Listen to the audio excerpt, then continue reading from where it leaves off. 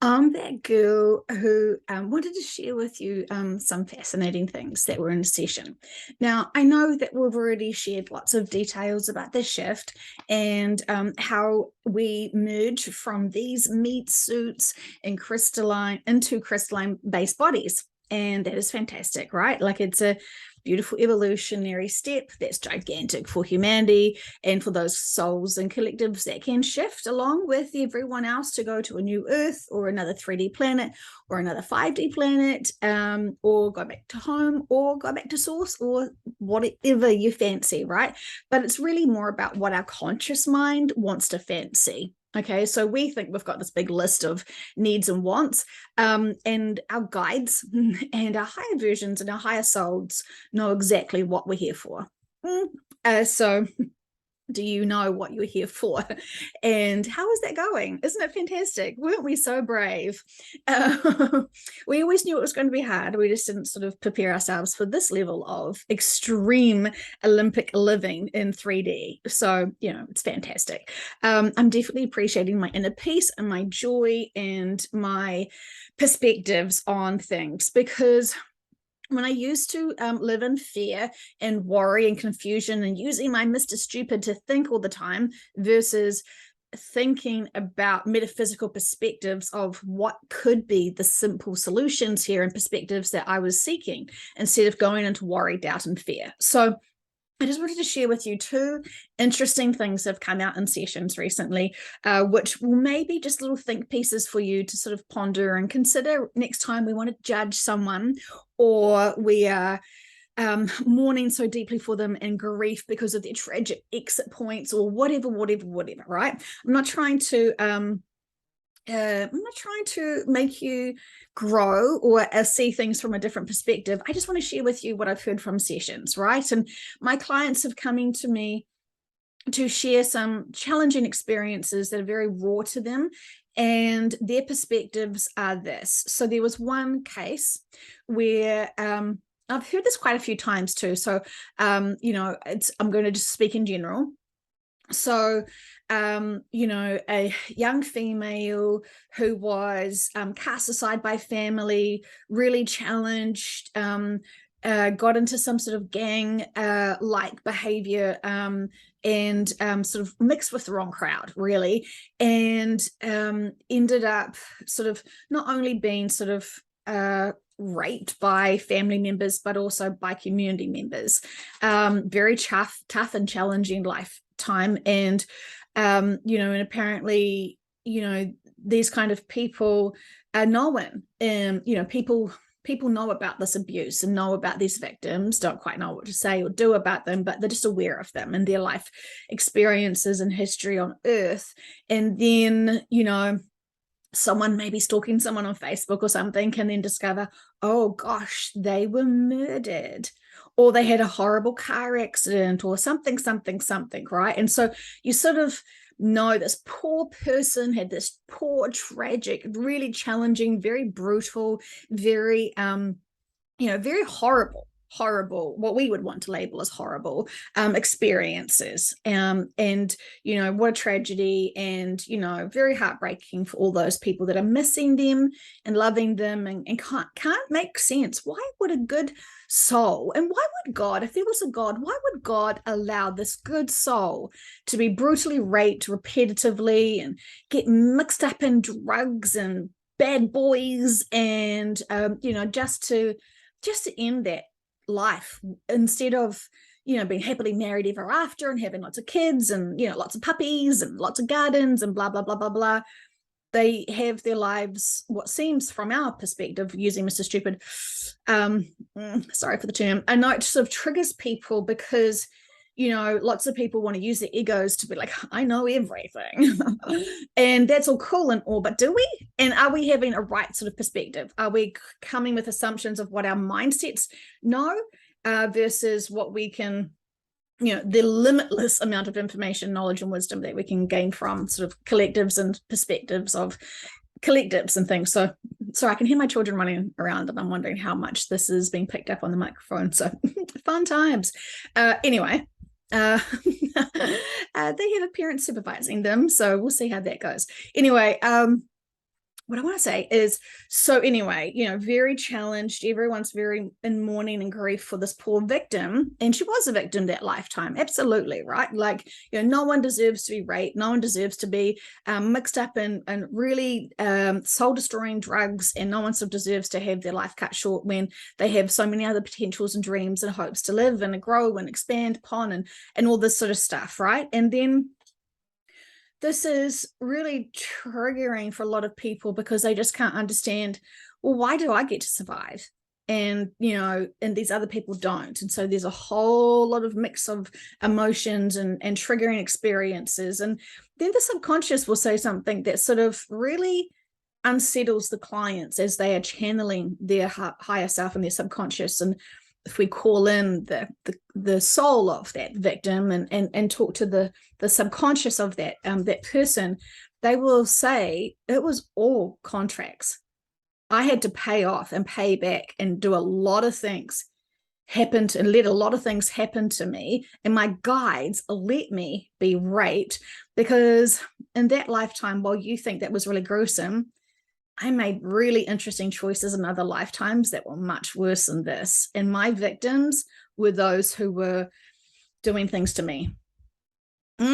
So, you've got to be mature to be able to trust that, and especially when you're channeling this yourself. If you've got, a best friend or someone who you perceive as the ultimate victim in this lifetime, then you have deep compassion for them and all this sort of stuff, and it locks you and blocks you and actually makes you angry with God and all that sort of stuff. I mean, that's reasonable. That's emotional journey that would be weird if you didn't have that reaction, right? Until you got to grow and then have a metaphysical perspective, a spiritual perspective, a trust that, though every single person has a backup team, a guides, massive amounts of guides, angels, whatever you want to call them, that are really diligent and really good at their jobs. And so I guess when we're sort of naive and using our Mr. Stupid to curse them out, they are looking at us like, using your Mr. Stupid makes you look real cool. And, I've definitely been real cool heaps of times, right? Using my Mr. Stupid. And my subconsciouses love me for that, just as much as they love you for that, because this is how we grow. And, feel all of the feelings, feel all the stuff. But, when we do these sessions and we learn about karma, and again, it's not the victims forcing this person to have a really shitty life. This is the soul wanting to experience the other side of it, the other flip of the coin. And this is a significant lesson that soul desperately wants to learn and grow from and feel. Insane, right? Why would anyone want to have those lessons? So it is very challenging to get our minds around them, especially when we want to grieve and be angry and have this wish list of who should die first and all this sort of stuff. But, it helps. I've seen great, extremely advanced growth from clients who do sessions who are in deep grief, deep mourning, and, so tragically holding on to the stories of other people's life contracts. And then when they realize, oh, this was karma, I loved it, thank you, wanted to experience that, I'd killed so many other people in other lifetimes, I just wanted to experience it this once for myself. And they're very cool with it.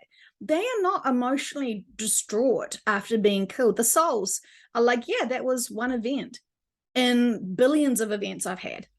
And so we sort of take these one events as so sacred, so precious, and so special that we sort of take them out of perspective a bit. And of course, it all sounds like heroes work, just talking about it. And of course, it does trip our emotions when we, feel for the victims' families, and, if they've left children behind or they've left family behind, we can all grieve over, a toilet paper ad with puppies on them, like we're here for that. But trying to gain our balance and our inner peace, to remember there is justice in this world. There is life contracts that are being fulfilled. And even though people are using their free will as freely as they choose, that is okay. that's their soul's journey. That is their soul's growth. And we can just understand it and see if there is anything that is like a tragedy that is robbing us from our inner peace, from our perspectives. And is Mr. Stupid taking tragedies and fear and drama and going to town with it? Because, he can often do that if he gets his chance, if he gets his wicked way with us, right? So, however we want to label that. And so then there is this other aspect that it is very common, very interesting, that came out very recently, was living with someone that is from a different collective, that is an uninvolved collective. Now, when we have had many lifetimes where we've been Arcturians and Palladians and other advanced soul starseeds, whatever you want to call them, when we are above and beyond normally 3D living, right? That's when we're cruising our normal, natural, fantastic lives at sort of like, the 7th to 9th dimension, it's fabulous. So when we come down to be heroes, to remember why we're here and what we're doing and what we're here for, 3D seems like quite a chore, and that living in 3D practically is quite rudimentary and sort of can be a challenge to find our joy, but it's very possible, trust me. So anyway, I found it. So if you are, say, a reptilian starseed, right, you're kind of the opposite. It's a big, big, big leap for you to be human, to be compassionate, considerate, kind, loving. And like, this is not for all reptilians, because there are some exceptions, but for those who are, have had many, many, many, many lifetimes being reptilians, their way of life, their natural way of life is not sort of what we would sort of consider, I don't even know what to say without like offending or triggering people, but they've got maturity and growth, that's for sure. And that's why they sort of get labeled as kind of evolving collectives. And they sort of haven't quite mastered the 3rd dimension yet, and it's in their full collective range of the lessons to be sort of, a good human. They're working up to be a good human, whereas lots of other beings who are more used to and more and frequently have higher dimensional lifetimes, they're having to downplay to be a good human. So they're sort of like, and I'm not trying to condescend, and I'm not trying to say there is above and below. We're all equal and we're all one. So please don't get hung up on this sort of stuff. But I'm trying to explain to you, I'm trying to give you an experience of something that I've just heard from. And I just thought, gosh, this is going to make those people who want to judge reptilians as being the bad guys. This is another classic example of when we learn in sessions what our collectives want us to say and know and hear and learn from and grow from is, it's quite extraordinary. And so if we're still sort of thinking that we're victims to the reptilians, and if you've listened to some of this work and you've had some of your own sessions, that is one perspective to have, and it may be a limiting one and maybe a fear-based victimhood one, just kind of saying. But but there is usually quite good reasons for that, because you've had your own experiences where you were a victim to them. So I'm not judging, but that's inner work for you to sort of find more balance. Because, unless you've always been a vegetarian and you've never killed a bug in your life, we're kind of all guilty of doing stuff that, wasn't mindful for others. So, I think I've already explored that. So anyway, what I wanted to say was about this beautiful earth angel, let's call her, who came to earth, who is very high frequency, very, very, very advanced soul, who came right in the middle of a whole hive of reptilian starseeds. Fantastic, right? Do you think that would be a challenging life? I think so.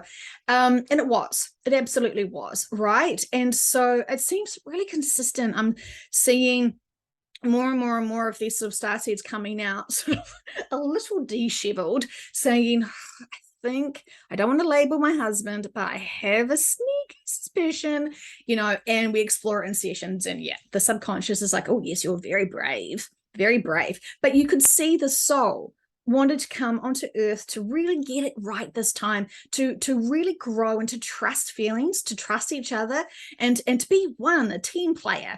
So this is why we love them at soul level, and we sign up for these fantastic lifetimes together, because we want that soul to have the best chance, the best support, the best love because we know that we can love them. We know we can support them. And so we sign up. Yeah, let's get married. Let's have heaps of kids. Let's all let them all be reptilian. How fantastic. You know, we can do this together. And then you come into this density and go, oh, this is a little bit more tricky. And it could consume you or something, right? So it's very interesting. But what I wanted to explore with you today, and this is a bit sort of sensitive because it talks again about rape, finding out why some reptilians cannot. I'm just going to talk about this one specific soul who's just left this planet. She, her daughter was very challenged with the fact that the mother couldn't love her. And this was very heartbreaking for the daughter, but who is just all about love, love everything, right? Super biggest backup dancer to everyone and everything and everyone. And the mother couldn't give love back.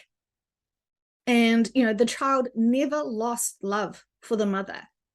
And this is a very challenging thing because, of course, if this was a weaker soul, a smaller soul, shall I say, they could have taken this very personally, as if their love was failing, their love hurts them. Sharing love to others will impact you negatively, and you could take that anywhere you wanted to if you were trying to find ways to disempower yourself. And so we explored what was going on there for the mum. Like, why couldn't you just love her? What was going on for you?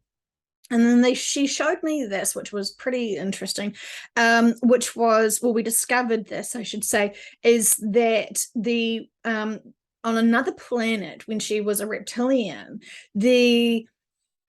she was kind of in line to have a reign, to have a like a rulership role, a royal role, to some description. So she was kind of special in the reptilian, like this big sort of hive collective.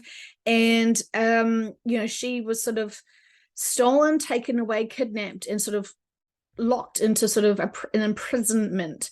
And her family were kind of sort of told, like, who the people that were loving her the most and aware of her the most were sort of told that she was, she just abandoned them. She ran away. She wasn't interested in you guys.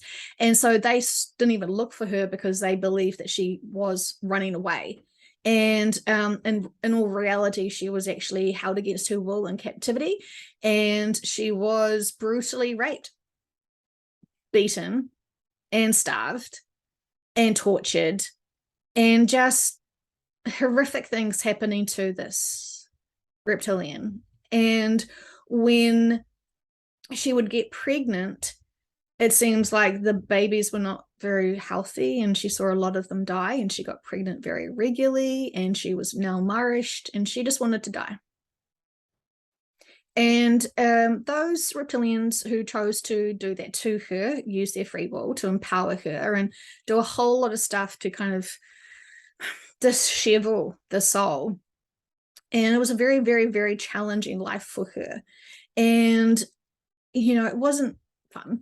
And you can imagine. And they lived for quite a long time. So if you can imagine every single day of your life that you've lived, plus a few more other lifetimes, because I think that's the lifespan that they have,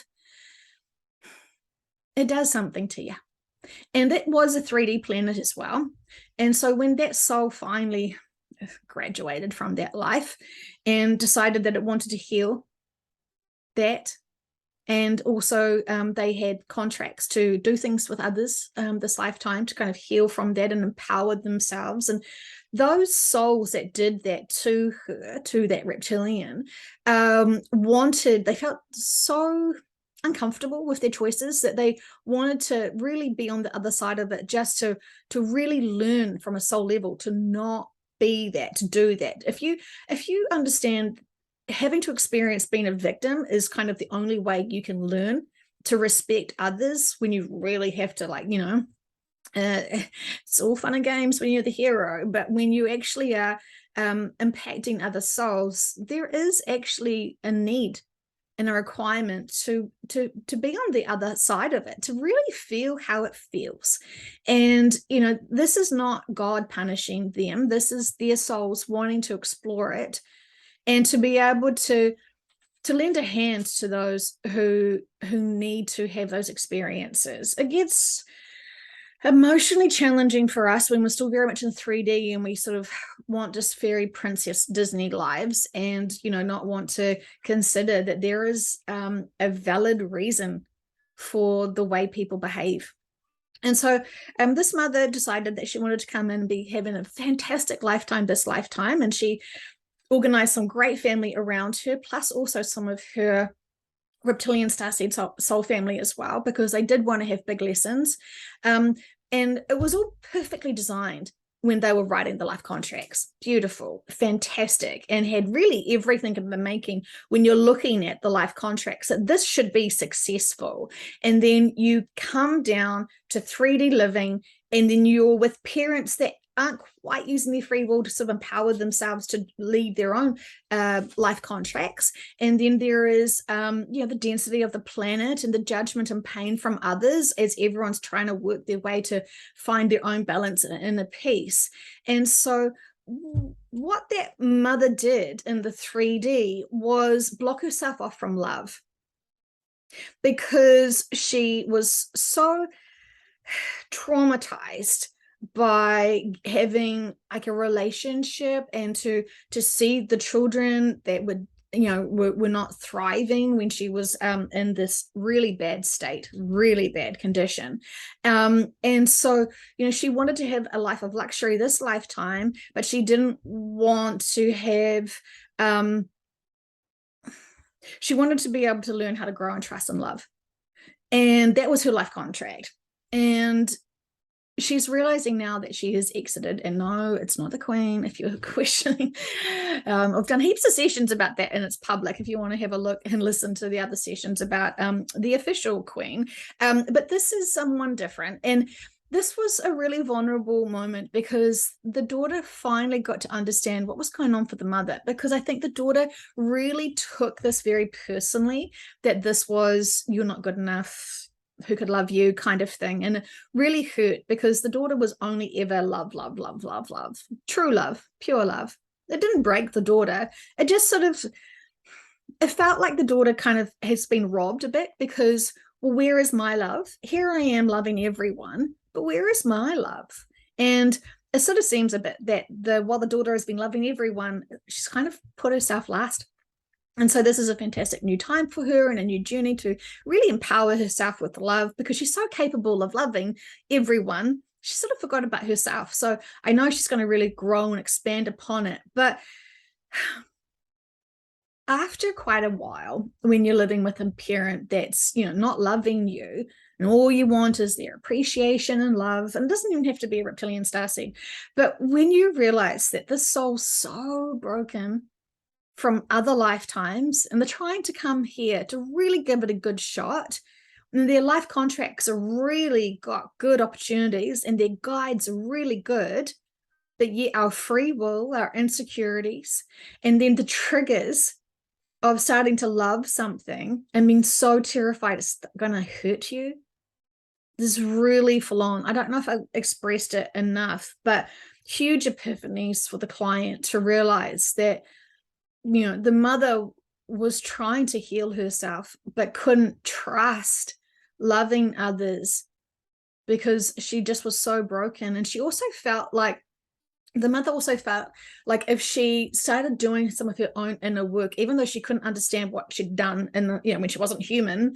when she was a reptilian, like, that's a big mind leap for, anyone to sort of ponder and consider. And so energetically, the little girl knew that she was very sensitive and very vulnerable, and she couldn't understand why. And when you come back into the density of 3D, your soul kind of remembers all the worries and the dangers, and what could happen. So your body is very high alert, because your soul is very aware of how easy it is to be taken advantage of and entrapped, and a whole lot of stuff. So anyway, so the soul, the child and the adult of that mother was too afraid to bring in some of that inner work healing that she knew she needed to deal with, because it was almost like she was too afraid to tap into that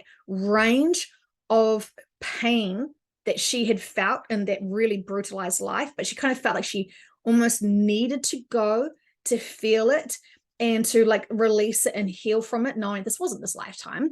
But it was so scary for her to kind of to feel into that darkness of emotions, to feel into that vulnerabilities, to be a victim, and to be beaten down so physically, and to be abandoned and brutalized, and really I mean, we would never even ever treat anyone like this here on earth, and this long life of this being was not fantastic. And so when she came in to be a human to try and heal from this, those deep wounds couldn't, and she never really wanted to look into what was going on for her, what was her fears, what was her insecurities, because even if she just momentarily thought about all of those, decades, centuries of that way of living, how she was, she intuitively, I think she was consciously aware that if she brought in those feelings, it would create this reality, and it would maybe bring in a lot of really dark, negative, very, very scary way of life. And this is why I sort of feel a little bit frustrated for us humans, that we get so for those people who've had really huge other lifetimes, I mean, most people don't explore other lifetimes and to figure out what our inner work is. And we could go to talk therapy and talk about every day of our lives, but it would never heal the stuff from the past, potentially, right? So I mean, maybe it could, but it would be a sort of a Forrest Gump thing. I don't quite know, but I know we can heal from trauma from other lifetimes without even knowing about those other lifetimes. So I do know that. And I do know that sometimes if we watch a movie where it has big tidal waves and big earthquakes and big fires, big war scenes, I know that can trigger a soul to remember a little bit, kind of get that feeling and sense of it again, but to remember this is not that lifetime. That's a movie, that's TV, that's nonsense. Because it's not really happening in this lifetime, even though we've done it heaps of other lifetimes, right? So that's literally could be us. So it gets very sort of convoluted, and I love it. But for the daughter to suddenly hear that lifetime that mother was trying so hard to heal from,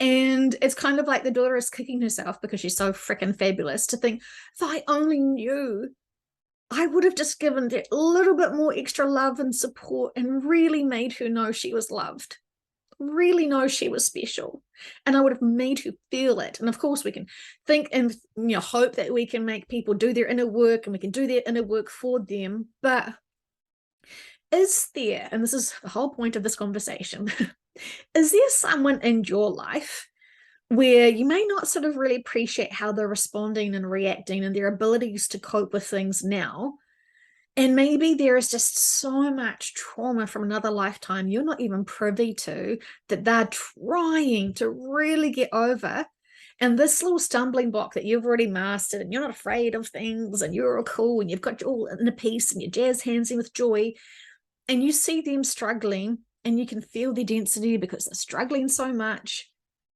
Have we been all guilty to kind of dismiss what they're really going through, trauma from other lifetimes?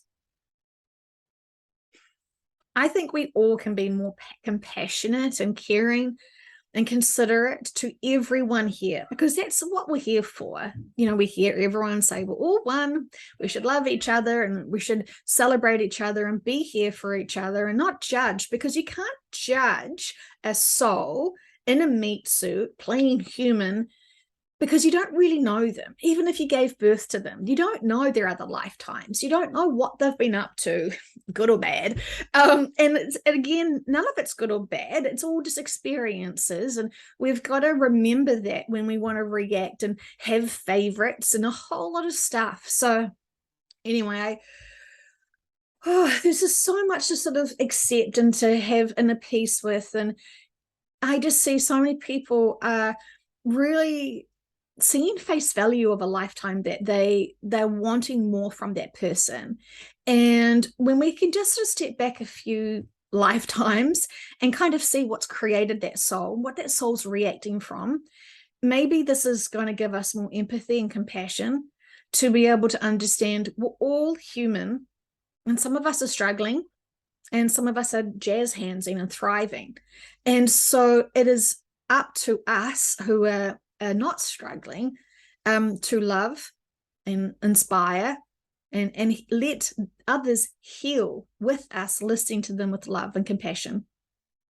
And when they're not wanting to talk to us, it's a fantastic time for us to tell them how amazing we think they are, how we see them as beautiful, beautiful souls, and how we see their great intentions and integrity to be a good person, to be a loving person.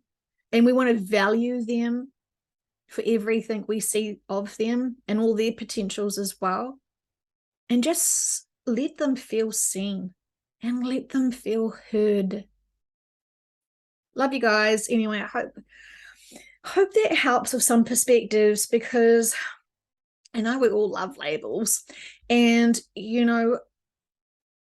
just because, those collectives like the reptilians, they're not the bad guys for humans, or humanity. Humanity is a bad guy for humanity. Mr. Stupid gets in the way. And, and that's all fine. Right? Like, we can see the experience here. It's all significant. It's not judging, it's observations. So it's just about trying to really navigate what the soul's journey is and what their sticking points are, what their trauma is from other lifetimes. And when we only sort of assume it's very civilized human lifetimes, obviously we've only ever had, it's interesting, right? Because it's not always the case. So we have to open up our mindsets to think about other off lifetime planets, other species.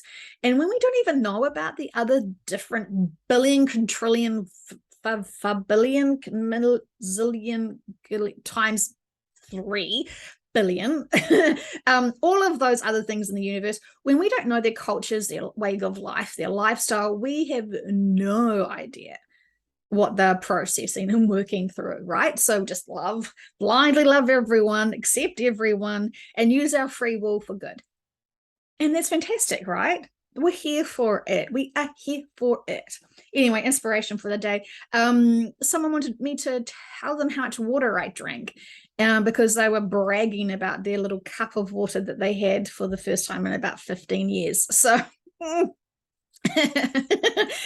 no judgment, but the body must be so sluggish with no water. Anyway, my opinion is, what I drink is, for me, and I sort of drink around 4 liters a day, and I sort of just have this bad boy. I don't even know what kind of jar. I think it was a big tomato paste sauce something jar. Recycled it because I'm such a greenie, save the environment and all. So important. I do recycle, because I still have high hopes for humanity, even though when we end the planet, because even though I keep hearing it's not how I would like things to be, I have to respect what we hear in sessions. So there's that. So anyway, I just always have that big bad boy jar with me of water, and it's always at my reach. And so whenever my body is like, oh, I need a top up, I will drink, even though I'm super flushed right now because I've been in the sun, busy. It's super hot here. So anyway, I'm so not used to the summer. Well, it's only spring, but anyway, waffling now. But what I'm trying to say to you is, always have water near you so your body can, your hands, your magical arm will guide you. And I bet you that's what the subconsciouses would love. They would love to be able to have lots of water in your reach, so the subconscious can just push the arm towards the water for you to drink it. It is an important habit to have, my friends. And so I don't know what's worse, talking about reptilians, because I know people get triggered, or talking about your wheeze. So pick a journey with me. But clear wheeze apparently is very, very trendy right now. So that's what they're telling me. So anyway, now I'm officially blushing. So have fun, guys. Drink lots of water because you will feel good about it. You really will. Your body will just feel so lubed up and high frequency vibrations. I saw someone the other day talking about how water is poisonous, and I just was like, where are you listening to that garbage?